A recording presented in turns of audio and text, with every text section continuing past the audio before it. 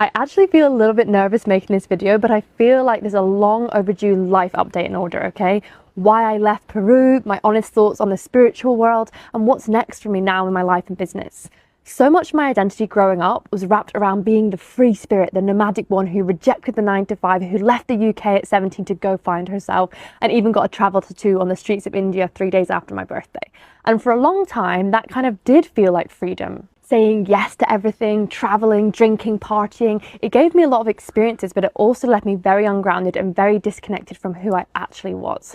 And then came South America the first time I went. This was a deeper journey of sobriety, of healing, of plant medicine, cacao, ecstatic dance. I thought I had reached the mountaintop. I mean, I felt good about who I was becoming. But when I returned to South America, no longer as a traveler on this healing journey, but as someone trying to build a life, a purpose, a business, while still being nomadic, the cracks began to show.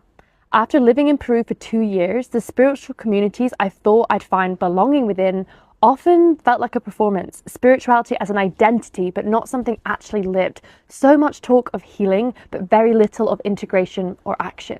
And I want to preface that by saying healing and going inward is a huge part of the journey. I don't disregard that, but I think people get stuck there. And also, Peru in itself is pure magic and will always hold a place in my heart. But where there is magic, magic seekers will gather. And what we've done to that magic can sometimes feel a little bit darker. Where I hoped to find deep truth and connection, I often found performance, power games, and spiritual bypassing.